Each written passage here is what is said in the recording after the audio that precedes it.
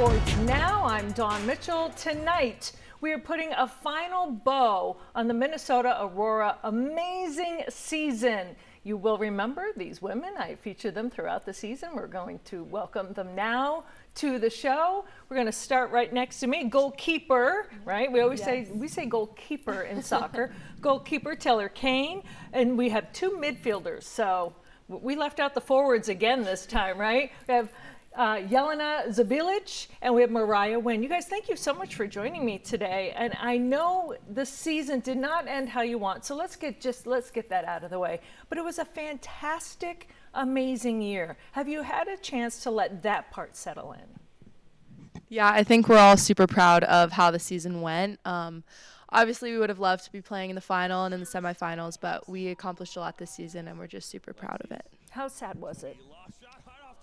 It was a heartbreaker for sure, and I think the biggest part was we're all going our separate ways now, and we've built such strong friendships and connections with each other that it was kind of sad that that part was also over. Mariah, you were a blockbuster again this year. You put your heart and soul in it like everyone has, but what was this season like for you? The season was a lot of starting friendships back up. I think that was the biggest thing for us is we had that advantage of not starting all over. We had 18 of our players returning, so just building off of last year and trying to take it farther, but unfortunately we didn't get to, but it still was the most fun summer we've ever had. So. And we can talk about it now. I just learned before the show that you guys had bus troubles because Steven wasn't there. And what happened? Your dad had to drive everybody? Yeah, for our first playoff game in Flint, the bus wasn't working, so all of the parents that were in town kind of carpooled us to the games. We had Nicole in the back row, Christelle was up front, my dad was driving, we were listening to our pregame playlist in the car. It was kind of a throwback to like youth soccer. Did you make it work? Obviously you guys won, but how was it? Was it a little unnerving? What was that like? You know, it honestly motivated us more. We keep saying that like we're super adaptable, and so by the time we all got to the locker room, we were just super pumped to put away our first game. So now you said everyone's kind of scattered across the country, right? Everyone's going different ways. Obviously it's that time of year, and you said you're all transfers for soccer this year, going back to college teams. Tell us where you're going and what's going on. And two of you are going to face each other too, right? Just be nice to each other. Just be nice to each other.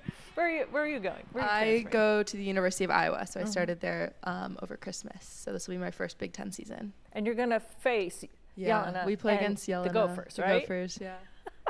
Yeah, I transferred to the University of Minnesota from the University of Illinois Chicago, and I'm going to face both of them this fall. How cool is it that you're going to be home? Oh, it's awesome. I was home for the spring training with the Gophers too, and it was just a blessing to be able to be 30 minutes from my home and have my family come watch my college soccer games now, which is awesome. Oh, that's so great. And you're at St. Thomas, right, Mariah? Yes. How is that? It's really great. I transferred there before the first season of Aurora, and I get to face Jelena in an exhibition match September 1st. Is it going to be weird? It's definitely going to be a little weird. Yeah. Mariah and I played each other in the spring season as well, and that was different being on opposite teams, but it'll be fun to see each other and familiar faces year-round.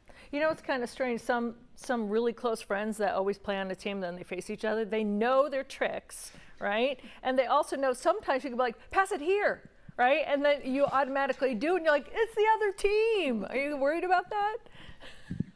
Because sometimes it's just a quick half second, right? Yeah. It's just a quick half second. You're not even thinking about it. You know the voice. You know where they might be, right? That could so just be prepared, right? Yeah, I might have to try that on you. What was the best memory for you this season? Oh, that is a tough question.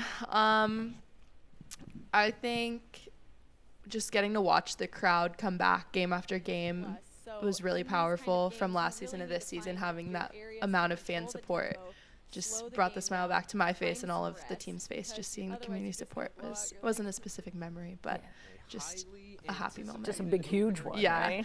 How about you, Mariah? Do you have a favorite? My favorite was probably all our dance circles we get to do on the field. I love my mom takes pictures of us while we're doing it, and just seeing every single player's face light up as one person's dancing in the middle or multiple people. It's the best. And how about you? I think just spending our off days together when it's not soccer focused. I think that's super fun. We get to go on the lake together. We get to hang out outside, go get food, and just kind of have some more fun outside of the sport we love to play. Yeah, because you guys had a chance to all live together, right? In dorms this year, is that right? Yeah, a lot of them did. I lived at home. Mariah lived at home, but yeah, they lived in the dorms, and we would go visit them in the dorms sometimes, which was fun. See, that's sometimes better, right? Go to the dorms, and if you need your quiet time, you can get out and go home to your own bed, right? But yeah, it is. It's such a bonding team experience. Oh my goodness. So we have so much more to get to. We're just going to take a quick break. When we come back, we're going to talk about not only the U.S. women that are playing, because women's soccer continues, but we're also going to check in on what they're going to do next. Coming up as Sports Now rolls on. Welcome back, everyone. A special treat tonight as we're talking to some members from Minnesota Aurora. Their season was perfect up into the second playoff game, which was heartbreaking, but unbelievable that the regular season was just perfection. And you talked about the crowds and just how amazing it is. Have you guys now had people stop you sometimes and talk to you about soccer now? Like, how has your lives changed? We'll start with you. Jelena and I were getting ice cream in downtown Excelsior a few nights ago, and there was a woman in an Aurora shirt, and so we talked to her, and it was really cool to just kind of see the fan support in real life outside of this community. So it definitely is really cool to just see people all over town wearing Aurora gear and supporting us. Oh, absolutely. And I know I've talked to your family many times, especially at the Mall of America. Your family is so into this. How about the neighbors and your friends? How has your life changed? Oh, it's been amazing. I mean, I'll leave for a game and my neighbors will stop outside and be like, good luck tonight, I can't wait to watch. And just the support from the neighbors and my family and extended family, and then just other people on the street who happen to wear Aurora gear, like Taylor said. It's just awesome to see them all come together to support women's sports. Mariah, are they sometimes like, oh my gosh, that goal was amazing? Or like people, like they suddenly become coaches too, right? What has that been like for you? A lot of my mom's friends actually reach out, or like random people that she knows through work. I always hear stories about her saying like, oh yeah, this person reached out to me today, just wanted to say like good luck or you did great or something like that. It's always like the randomest moments. And then you see Cheryl Reeve, right, wearing an Aurora t-shirt under her jacket for a Lynx game. Is that when maybe it clicks in even on another level for you guys as to what you're actually building here in Minnesota? Yes. Yeah, it's so special. I mean, Nicole sent that picture to us in the group chat and we were just like, wow. Like, I think I was just in awe to see a bunch of people supporting us and other coaches and other higher teams supporting us, which is just awesome to see it grow. What was maybe the funniest moment that happened that you can tell us? Because we all know that there's some things that, you know, you keep private. But I know when I sat down and talked to bus driver Stephen Barry, if you're watching, you're amazing. I didn't know that he worked out with you guys. You know, so things like that people maybe back home don't know. Like, what has been like the most fun?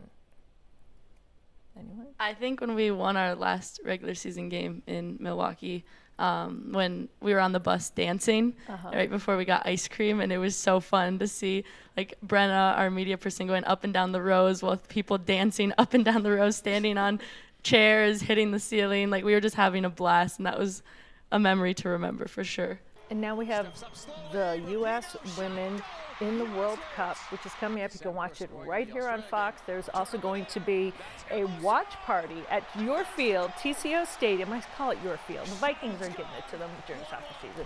And it's going to be July 26th. Gates open at 7. It's Team USA against Netherlands. It is going to be a great watch party. I know you guys are going to be busy at that point, right? That's right when things really kind of heat up. But can you make it all, or are you guys definitely going to like find wherever you are to watch this? Because this is like the pinnacle of women's soccer, right?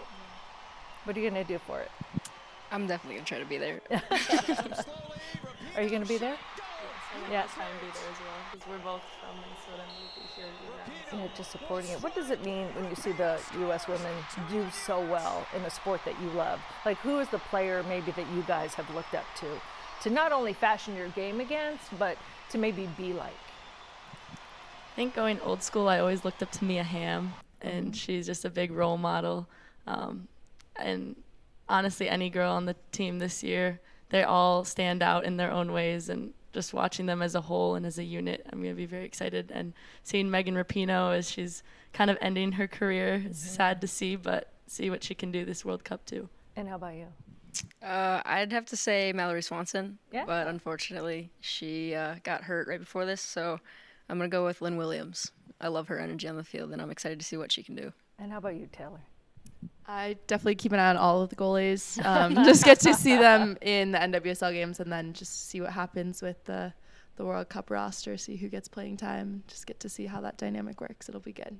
Well, thank you so much. I'm looking forward to see what you guys can do next year.